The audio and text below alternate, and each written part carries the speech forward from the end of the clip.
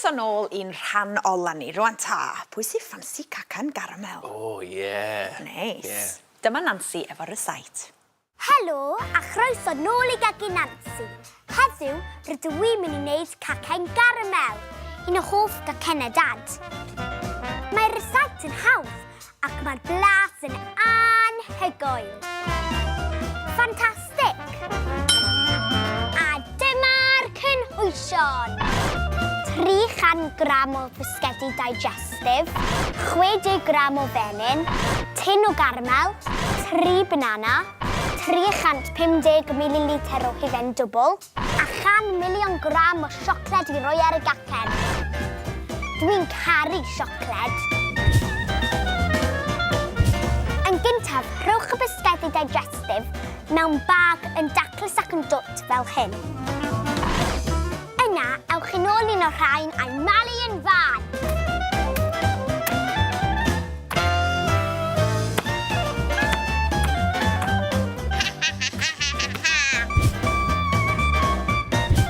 Nesa, toddwch y menyn yn y popty ping.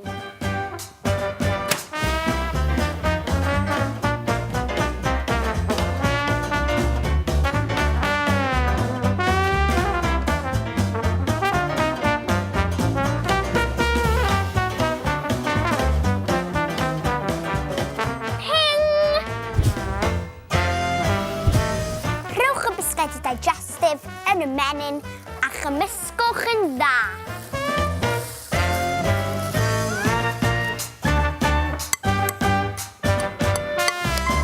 A dyna ni. Yna, rhowch y cymysgedd mewn tin pobi. A rhowch yn yr oergell am hanner awr. Tynwch y tin yr oergell a rhowch y caramel dros ei ben.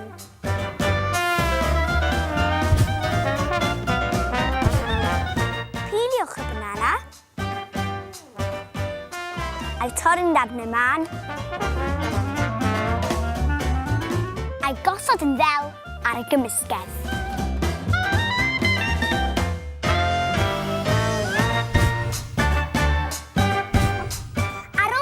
Ar hufen yn ofalus, rhowch yr hufen ar y gacen.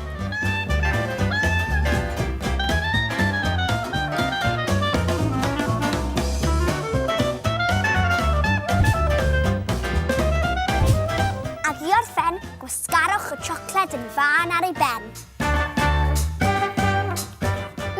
Bendigedig.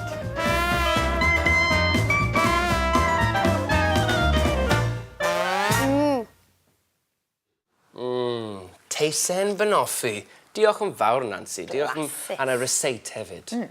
Rwan ta, beth am i ni gael chydig o hanes a diwylliant? Bit of history and culture, Matt. Yeah, Ti'n I meddwl? love that. Two of my favourite things. Dyma Eilir Jones yn sôn am Gemima fawr, a peidiwch chi achredu popeth mae o'n ddeud am ferched Abergwaun.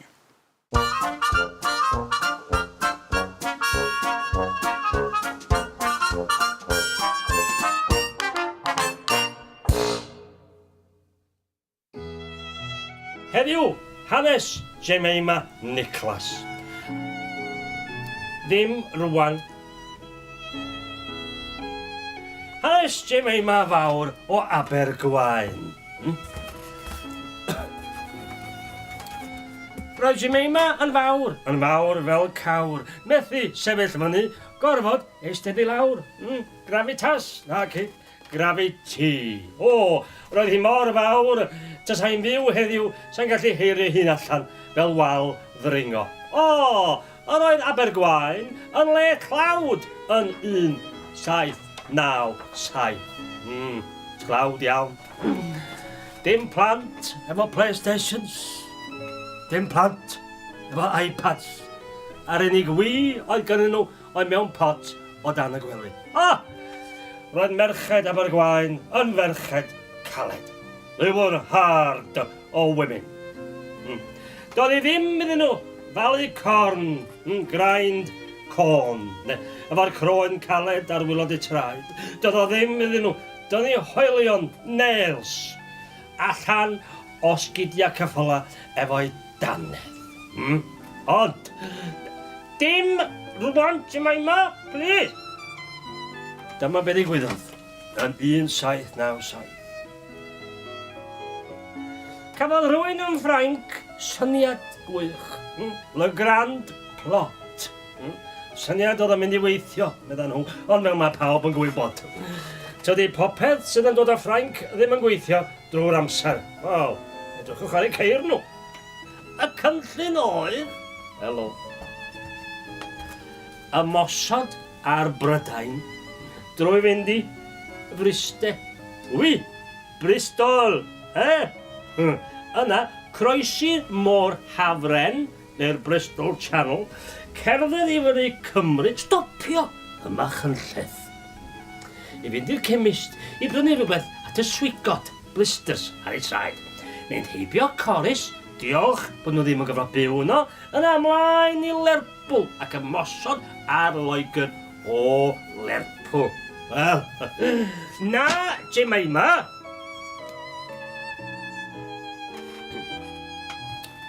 Fe laniodd y llong a fi nos yn Abergwaun. Yn anffodus, roedd milwyr gorau Ffrainc yn Ewrop efo Napoleon. Ac Gemima. Ac roedd y dynion oedd ar y llong yn Abergwaun newydd oedd allan o Lyglinc, Carchar, Jail. Roedd rhain yn meddwl eu bod nhw ar drip gwyliau 18 i 30. Gemima! Dwi'n mynd dweud eto!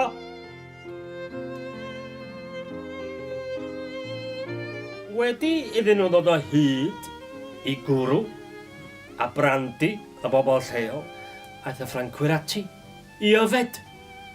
Fel tasa fo'n mynd allan o Paris Fashion. No. Y bore wedyn, dyma pawb yn deffro efo pen maen mawr. Je ne regrette rien, no. Je ne regrette. Agor yr ail botel o brandi. Mi edrychon nhw o draws y bai a be welon nhw. Oedd cannoedd o filwyr mewn dillad coch. Roedd y rhai oedd yn gweld dwbl yn gweld miloedd o filwyr mewn dillad coch. Felly, be wnaeth y Ffrancwyr? Ymledd? Ha! Ffrancwyr? Na, mynd i'r dre i brynu trainers mwyn rhedeg i ffwrdd. Ond nid milwyr, no. Nid soldiwrs oedd yn y dillad coch, ond merched Abergwaun. Oedd wedi dod yno efo Gemima Nicholas. Yn nhw oedd yn gwisgo'r dillad coch. Gemima oedd yno yn ei wisg draddodiadol Cymraeg, the traditional Welsh costume. Dwi'n cael llombo. Oedd, roedd Gemima yn arwres, yr real heroin. Ddaru Gemima ddal 12 dwsin o Ffrancwyr. A'i martio nhw lawr i'r eglwys a'i cloi nhw yn yr eglwys cyn mynd i nôl help. Yn Abergwaun, mae yna de wedi ei enwi ar ôl Gemima Nicholas. Te cry iawn, mae siŵr. Ac yn neuadd y dre, mae yna dapestri ar y wal yn dangos yr hanes. Felly cofiwch. Peidiwch am mynd i fyny at ddynes yn Abergwaun efo acen ffrenig. A peidiwch da. A peidiwch da chi. A gofyn iddi am sos ffrenig. Diolch, Gemima. Diolch, Eilir. Waw, mae gen i fo lot o bropiau yn y daflen yna, ac mae'n cael help llaw hefyd. Ei, beth mae Wynne Evans yn neud nawr? Wel, mae Wynne Evans yn siarad drwy I het. Talking through his hat. Yeah, it's a good saying, yndi? What does it mean? Talking nonsense. Pob amser, Wynne Evans. Dyma Wynne.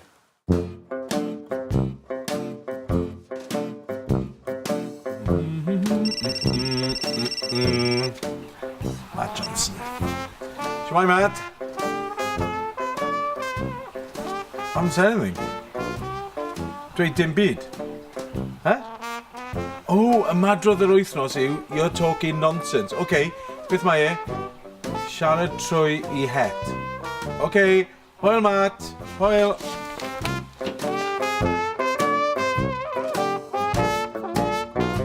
Of course I offered to pay. Don't you remember? But you said no, I'll pay. Oh, what do you mean? Dwi'n siarad trwy fy nghet. I'm talking nonsense. I don't want to go out with you anyway. Last meal cost you an arm and a leg.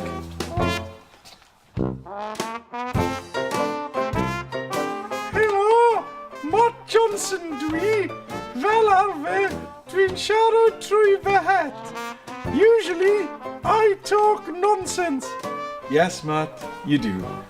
Ti'n siarad trwy dy het.